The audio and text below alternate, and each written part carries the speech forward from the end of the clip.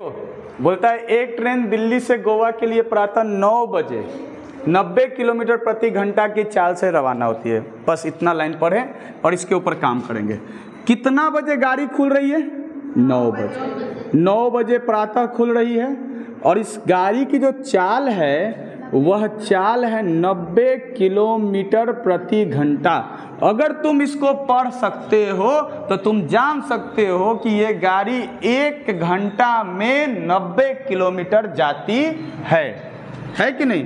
तो मान लेते हैं कि यहाँ से गाड़ी खुली है और यहाँ ये 1 घंटा में यानी 90 किलोमीटर की दूरी तय कर लिया है। समझ रहे हो कि नहीं। अब यहाँ दूसरी गाड़ी यहीं से इसी स्थान से 10 बजे खुलती है। कितने बजे खुलती है? 10 बजे। और इसी दिशा में जाती है तो इसको ना ये भी तो आगे भागते रहेगी है कि नहीं। तो इसी दिशा में जाएगी और जा करके कहाँ पे पकड़ती है ये तुमको बताना है। तो तुम बताओ इसकी चाल कितनी दी हुई है। देखिए इसके 1 घंटा बाद इसी स्टेशन से एक रेलगाड़ी दिल्ली से गोवा के लिए रवाना होती है जिसकी रफ्तार 108 किलोमीटर प्रति घंटा है। तो हम बताए थे आपको जब दोनों ट्रेन एक ही दिशा में जाती है तो चाल जुटता है कि घटता है? घटता है। क्या होता है? घटता है। तो चाल में अंतर बताइए, चाल में अंतर बताइए। तो 108 माइनस 90 कितना हुआ? 18 किलोमीटर प्रति घंटा। ये चाल में अंतर है कि नहीं। अच्छा एक बात बताओ, इन दोनों के चालों में अंतर 18 किलोमीटर प्रति घंटा का है। दूरी 90 किलोमीटर ये चला गया था तो इस 90 किलोमीटर की दूरी को आगे कवर करने के लिए इसको 18 किलोमीटर प्रति घंटा की ज़्यादा रफ्तार से चलना है। तो दूरी पता है, चाल पता है, तुम समय बताओ क्योंकि तुमसे यही तो पूछा है। कहता है कि तो बताइए पीछे वाली ट्रेन कितने बजे उस ट्रेन को पकड़ लेगी और कितने घंटे में पकड़ लेगी। तो पहले हम बता देते हैं कितने घंटे में पकड़ लेगी। तो 90 किलोमीटर दूरी है, अंतर 18 किलोमीटर प्रति घंटा का चाल का, तो 18 पचे 90, इसका मतलब 5 घंटा में पकड़ लेगी। पहला आंसर आ गया मेरे पास। दूसरी बात ये बोलती है बेटा ये 10 बजे निकला है चलाने के लिए, कितना बजे निकला है और 5 घंटा बाद पकड़ा है। तो कितने बजे पकड़ा है बताओ, कितने बजे पकड़ा है। तो कितने बजे का आंसर क्या होगा? 10 बजे चला है, 5 घंटा बाद पकड़ा है। तो बताओ 10 में 5 घंटा बाद कितना बजा? 3 बज गया। 3 बजे ना। चलिए उसके बाद जहां पर दोनों ट्रेनें मिली है वहां से दिल्ली की दूरी, तो दूरी बराबर क्या होता है फॉर्मूला? दूरी बराबर होता है चाल गुना समय। तो अगर इस गाड़ी का अगर हम बात करेंगे तो चाल मेरे पास 108 और समय कितना घंटा बाद? 5। तो 8 5 40 0, तो ये 4 हो गया ना और ये हो जाएगा 540 किलोमीटर आंसर। बोलिए समझ में आया कि नहीं आया? बहुत छोटी सी बात है। क्लियर है?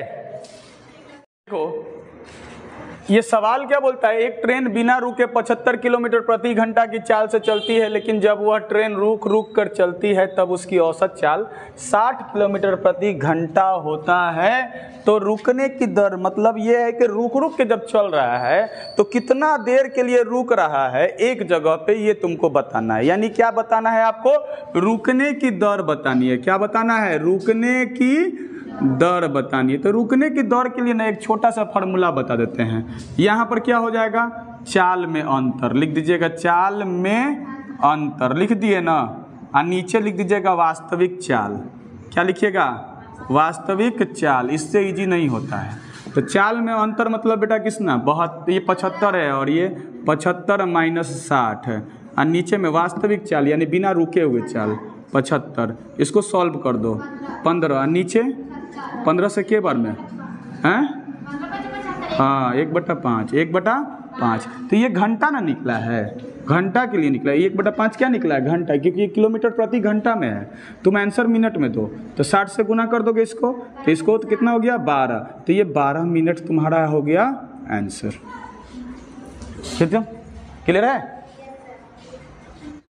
चलिए देखिए बोलता है 2 ट्रेन ए तथा बी दिल्ली से पटना तथा पटना से दिल्ली की ओर जाती है। एक बात समझिए, एक ट्रेन ए है दूसरा ट्रेन बी है। तो एक ट्रेन ए से ए जो है ये दिल्ली से खुलती है, ये दिल्ली से खुलती है और कहाँ जा रही है? चलो पटना है यहाँ, है ना, ये पटना है, ये पटना की ओर जा रही है, ठीक ना।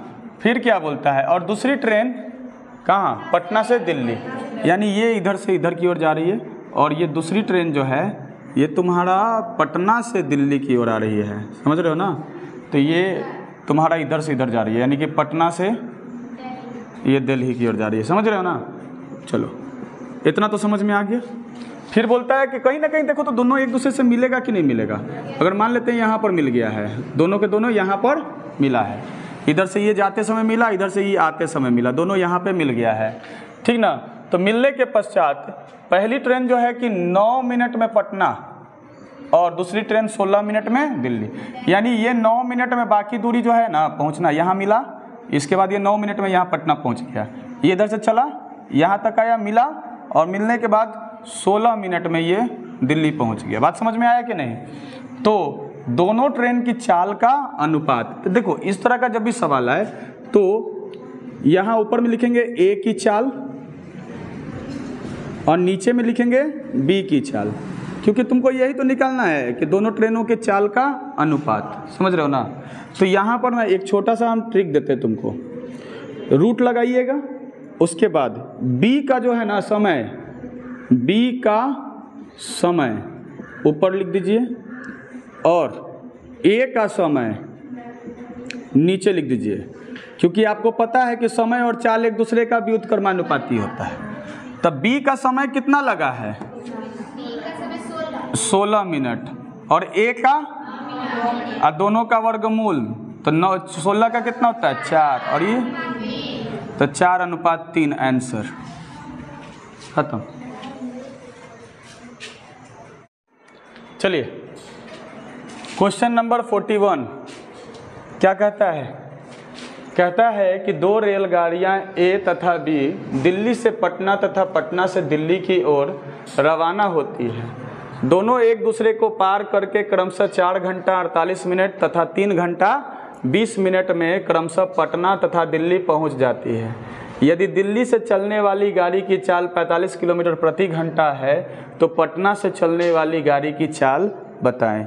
अभी जस्ट इससे पहले जो सवाल बताए थे सेम उसी प्रकार से इसको बनाना है, ठीक है ना, बस थोड़ा सा का अंतर है। सबसे पहले तो ये जो समय दिया है आपके पास 4 घंटा 48 मिनट, इसको पहले घंटा में बदल दीजिए, ठीक ना। तो इस मिनट को 60 से भाग दे दीजिएगा तो आपका 12 चौको 48 और 12 पचे 60, तो 5 चौको 20 और 20 4 24 ना, 24/5 यही सही ना होगा, यही होगा ना पक्का, सही में यही होगा ना। अच्छा इसको लिखेंगे तो 3 घंटा और 20 मिनट है, तो 20 मिनट मतलब क्या, 20 को 60, तो 20 दिया 60, तो यहाँ हो जाएगा 3 3 9 1 10, 10/3, 10/3 क्या घंटा। बात समझ में आया, ठीक है ना। तो देखिए अब इन दोनों को ना हम घंटा में बदल दिए हैं, कोई दिक्कत किसी को नहीं ना। देखिए ना 4 घंटा प्लस 48 मिनट, 48 को आप 60 से भाग दीजिएगा तो ये घंटा में बदल गया, भिन्न का जोड़ बना दीजिएगा, आपका आ जाएगा 24/5। अब यहाँ भी वही काम कर दीजिए कि 3 घंटा 20 मिनट है, 20 को आप 60 से भाग दीजिए और भिन्न का जोड़ बना दीजिए, तो ये हो जाएगा 10/3 घंटा। सही समझ गए ना, कोई दिक्कत किसी को नहीं ना।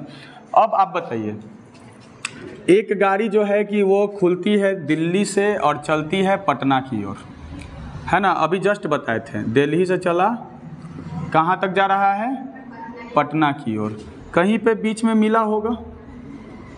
और दूसरी ट्रेन जो है वो पटना से चल रही है और दिल्ली की ओर जा रही है, यानी पटना से चल करके और यहाँ दिल्ली की ओर जा रही है। तो आप बताइए ये कहीं पर मान लिया जाए कि यहीं पर मिला होगा, यहाँ पर ही मिल गया, इधर से ही आ रहा है, इधर से ये जा रहा है। तो मिलने के बाद ये पहुँचा है 4 घंटा 48 मिनट के बाद ये पटना पहुँच गया है। और दूसरी ट्रेन जो है ना वो पटना से दिल्ली वाली, तो जो कि 3 घंटा 20 मिनट के बाद ये कहाँ पहुँच गई है, दिल्ली पहुँच गई है। तो अभी तो हम बताए थे आपको कि ए की चाल का अंतर निकालने के लिए बताए थे ना, अब बटा में चाल का अनुपात, सॉरी, तो बी की चाल, तो बी की चाल। अब बराबर में क्या बताए थे, रूट चढ़ाइएगा और ऊपर में पहले लिखिएगा क्या, बी का समय, और नीचे में क्या लिखिएगा, ए का समय, यही ना लिखिएगा। तो बी का समय कितना लगा, इतना, सॉरी बी का समय कितना लगा, ये तो ए है और ये बी है, तो बी का समय इतना लगा। इसको हम तोड़े हैं तो कितना आया है, 10/3। अच्छा, नीचे में क्या हो जाएगा, ए का, तो ए का इसको तोड़े हैं तो कितना आया है, 24/5। ये अंडर रूट में चला जाएगा। तो अब बताइएगा आप, 10/3 गुना 5 ऊपर और 24 नीचे, यही ना होगा। तो काट छाट कर दें, कटेगा, चलो कटेगा ये 5 से, और ये 12, और यहाँ देखिए ना, ठीक है, यहाँ हो जाएगा 25 और ये हो जाएगा 36। तो अंडर रूट में है ना, तो ये 5 हो गया और ये कितना हो गया, 6। तो ऊपर वाला हो गया ए की चाल और नीचे वाला क्या हो गया, बी की चाल। तो आपके पास सवाल में ना बोलता है दिल्ली से चलने वाली गाड़ी की चाल, यानी कि दिल्ली से जो चलने वाला गाड़ी है वो ए है। तो ए की चाल आपके पास कितना दिया हुआ है, 45 किलोमीटर प्रति घंटा। तो 5 को 45 लाने के लिए कितना से गुना कीजिएगा, तो 9 से। तो इसको भी 9 से गुना कर दीजिए, 9 छक 54। तो इसका स्पीड कितना हो गया, 54 किलोमीटर प्रति घंटा। यही आपका आंसर हो गया। देखो,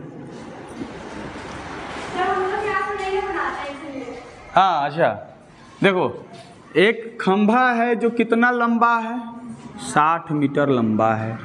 इस पर एक बंदर जो है कि चढ़ने का प्रयत्न कर रहा है, ठीक है ना। पहले बार में जब छलांग मारता है तो यह 6 मीटर चढ़ता है, कितना मीटर, 6 मीटर। और दूसरे मिनट में वो खिसक जाता है 3 मीटर। तो 3 मीटर जैसे ही खिसक गया, यानी कि 2 मिनट में वो 3 ही मीटर न चढ़ा है, ठीक है ना। इतना ही दूरी कवर किया है और इतना दूरी कवर करने में उसको कितना समय लग गया है, 2 मिनट, ठीक ना। तो 2 मिनट में बंदर द्वारा तय की गई दूरी बराबर में कितना मीटर, 3 मीटर, है कि नहीं। अच्छा एक बात बताओ, बंदर जो है कि एक बार में 6 मीटर का छलांग लगाता है, इसका मतलब ये हुआ कि टोटल ऊंचाई में से पहले 6 मीटर को माइनस करो तो कितना बचेगा, 54, यानी 54 मीटर, क्योंकि 54 मीटर इसको छलांग लगाना है ना। क्योंकि अगला छलांग जैसे ही लगाएगा ऊपर चढ़ के बैठ जाएगा, तो फिर ससरेगा क्यों, है कि नहीं। जब ऊपर चढ़ के बैठ ही गया है तो फिर क्या लगी छलांग लगाएगा, समझ रहे हो कि नहीं। तो इसको यानी कितना चढ़ना है, 54 मीटर चढ़ना है। तो 54 मीटर में 2 मिनट में कितना चढ़ता है, 3 मीटर चढ़ता है। तो 54 मीटर चढ़ने के लिए इसको कितना मिनट लगेगा, तो देखो 18 × 54, यानी कि 18 मिनट। एक बात और याद रखिएगा, हम बताए थे कि जब 2 बार छलांग लगाता है तो 2 से गुना करिएगा, तो 18 दूनी 36। तो 36 बार ही तो छलांग लगाया है, लेकिन कहाँ तक पहुँचा है, यहीं तक ना पहुँचा है। तो अगला छलांग यानी कि +1, यानी कि 37 बार छलांग लगाएगा ना, तो ये ऊपर चढ़ के बैठ जाएगा, ठीक है ना। 37 आंसर।